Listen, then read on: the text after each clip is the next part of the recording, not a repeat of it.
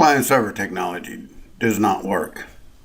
This is my premise here, and I need to describe in this video exactly what I mean by client-server technology, and I'm going to explain why it does not work, ever. And I want to describe how to replace it with a technology that does work. First, I guess I should describe what I mean by client-server technology. What exactly am I talking about? Am I just talking about web services? No, so we'll look at it. Basically, it's a call of one piece of logic to another for a service to perform some action. So we send data to some data structure to a service, and we receive some data, a data structure back. It's a black box. The client has no control over what the service does. So it's an in and out. There is no control whatsoever. And it's success or failure. So it's either going to work or it's not going to work. Some of our client-server technologies that we use in all of our computers today is function calls. So one function calls another to perform a service.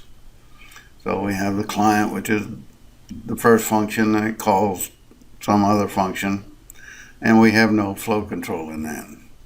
And we have our web services, our system services, cloud services, our hardware devices. Our hardware devices, I request the hardware disk drive to read block 0. Or my CPU instructions, I request that you add these two numbers. So it's a client-server technology. What I'm saying is all of these don't work. So what is the client? Basically, the client is a request for an action. That's the client. And the human, to build this request, is responsible for the format of the request. He has to format his structure so that it matches what the server is expecting. The human is responsible for the correctness of the request, meaning that, is this really the proper function? Is this really what I want done? And the usefulness of the request, does this really satisfy what the client, what I really need? And it's the logic to the response. So what do I do on success? What do I do on failure? And then I have to make sure I test the request, make sure that it's performing for all cases. And I'm responsible for changes at any time by the server. So the server is constantly changing. HTML is a great example. It's constantly changing.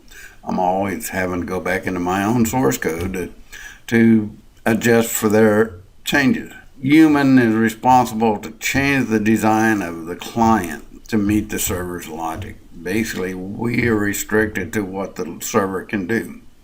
If it can't do it, we have to write a new service. So we really bend our logic to meet what the server does. So if it's a database or a web server or HTML or anything else, we are really subservient to the server. And then we have documentation. So we could use the source code of the service if we could get to it. Mostly we don't. We have documentation by the service, so we have to read that, figure out how to perform our responsibilities. And then we have to, hopefully we can find examples of maybe something that's close to what I want to accomplish. And then, or worst case is the only real way is to run the code and see if it works. So what is the server? Server accepts a request for an action and then performs it. So the server must code all actual, realistic, or possible actions for any request. So sort. Maybe it only uses bubble sort. Maybe it says, okay, all realistic. Well, maybe I could do a heap sort or bubble sort or all possible. So it says I'll take every sort that's ever known and have a way to add any new capabilities. Most likely, all of our logic that we have today is pretty much lowest common denominator, meaning that we have a CPU that performs just the very, very, very basic fundamental operations that it can do that will satisfy all other possibilities. Add, subtract, multiply, and divide. Compare, shift, move. That's about it. And then every other logic is made up of those components. Define the request. syntax. So the server must come up with something that he thinks, the one programmer thinks, that would be easy enough for every client to code. And this is never really possible. Sometimes it is. I've only seen one case of it in 50 years, but this is what we're faced with. And then it's got to define the data structure and the formats of all the structures that he wants to receive. So is this CSV? I once tried to load a CSV into Oracle. I spent 4 days on it. It looked like it should be, it was just, to me, just normal. I couldn't get it in there. And then the server has to write documentation. This is how I'm working, and then you have to figure out how it works. This is why I'm saying none of this really works. And then it has to write examples, or hopefully write examples, or we can find examples from the public. The server needs to change to have progress. And then it performs the action and returns a success or failure. And then it returns the result. And it handles all security. So all security is handled by the server, not the client. If you only have one server for 1 million clients, you go after the server. If you break that, you break 1 million clients. And so why client server does not work? No two people solve a problem the same. Paint the room. Well, I like green. I like blue. I like purple.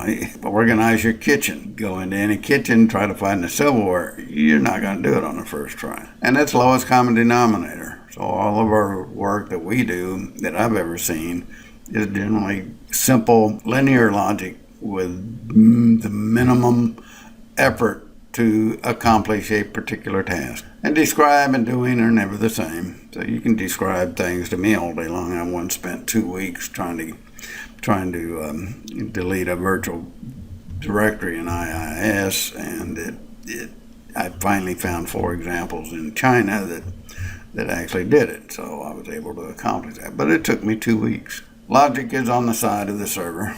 So the client has nothing, and it has to bend its logic to whatever the server has set up. And this cannot be optimized. No interaction between the client and server. So every client is unique. It has a unique purpose for doing it, but the server does not know that. So there is no real interaction between them. The server just does it. And everything is assumed. So the client assumes how the server works. I use a lot of APIs, and sometimes they're very, very complicated. I'm not sure. I never know how the developer actually intended it to be used. Same way with servers. I'm not sure exactly how it's intended to use. So I'm making a lot of assumptions just about on every line of code that I type in. And the server assumes the needs of the client. What is the client going to need? And that's why we have constant changes and constant updates, is because any change to the server affects every client. So no one likes updates, period. So examples, go to the store and buy a loaf of bread. You are the client. You need the bread. You ask Bob to go to the store, and the store is the server and provides the bread. So what happens when there is no bread? Bob returns, there's no bread. Or what if it's closed? Or what if the road is blocked? Or what if it's a million reasons and there is no solution to this? Not in our current situation. Not in our current technology. So display a web page, you request from the browser display of a web page. The browser then becomes the client and goes to this server website and request a file. Read disk.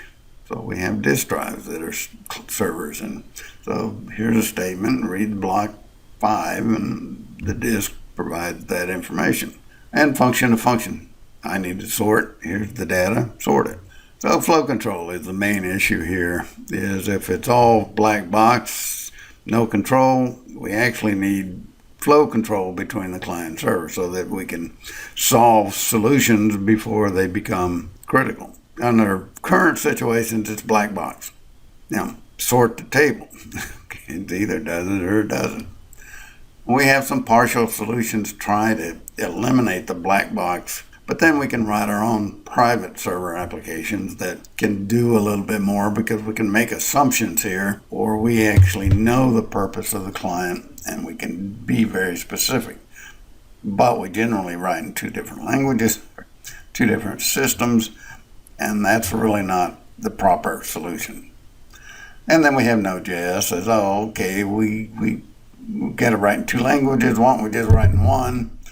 But actually, there are two languages because JavaScript is never identical. Everybody writes them differently. So and then we said, okay, well, let's just have one application, which is Python, and we'll put that on the server, and you just send the code, and it can run applications that way.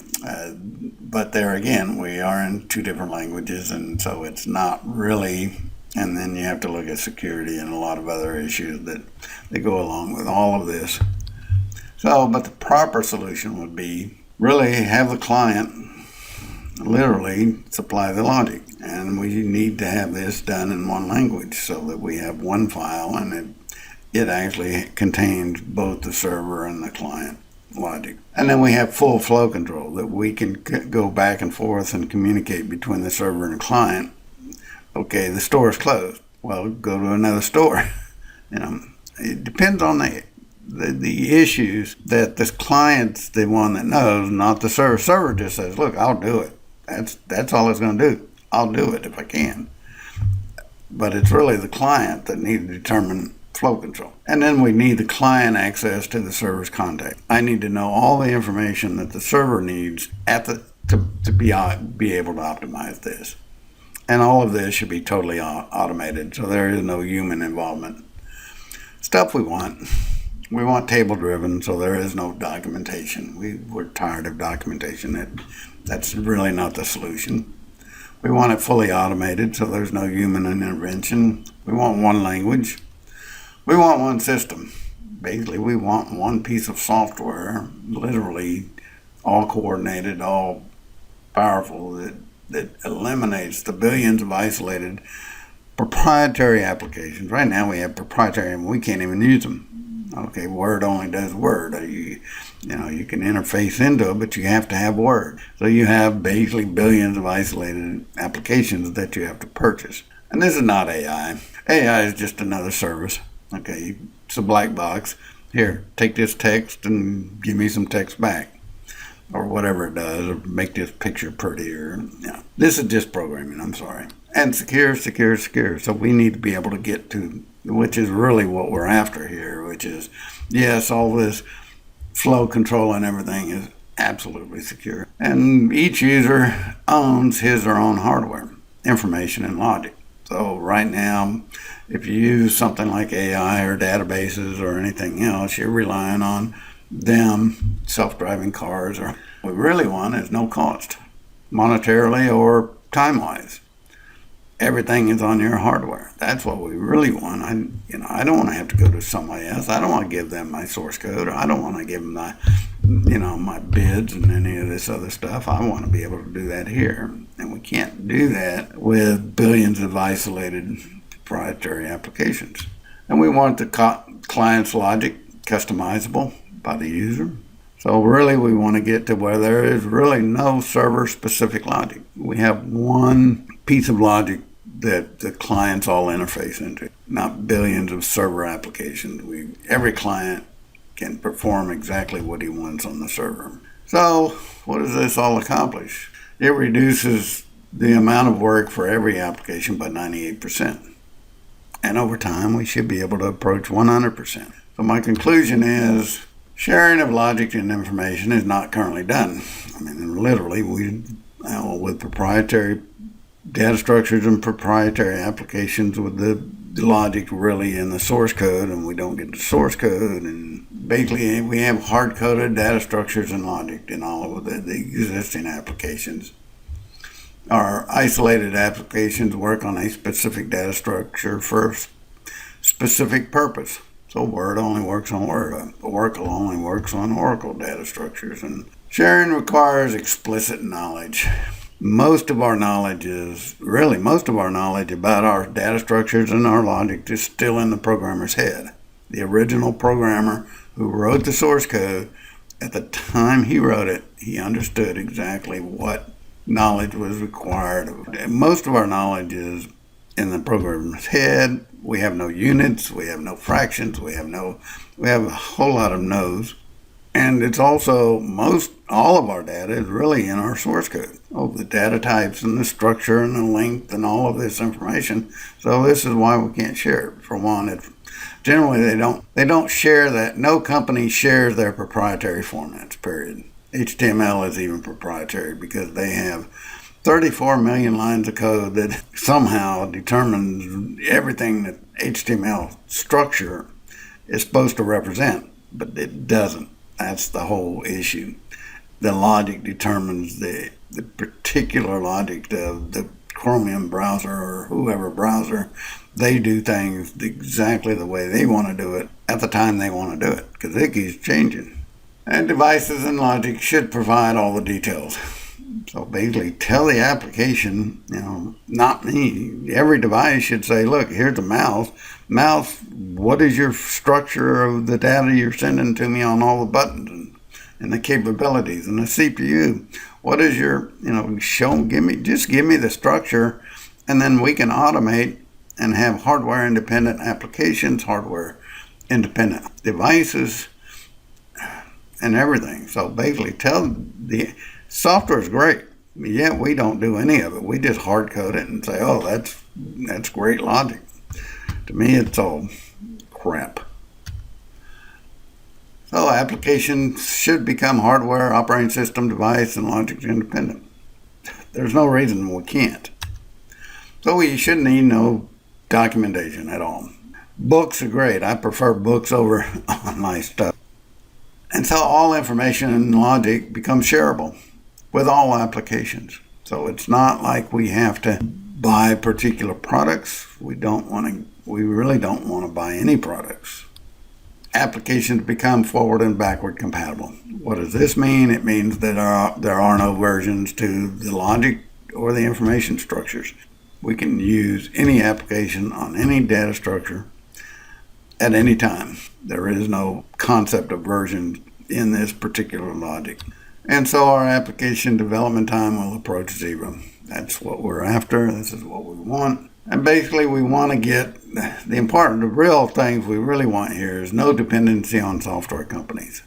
We are waiting for better editor. I've been waiting for 50 years for a better editor or a better compiler or a better database or better logic or better all of this stuff. So we should not, and we keep waiting.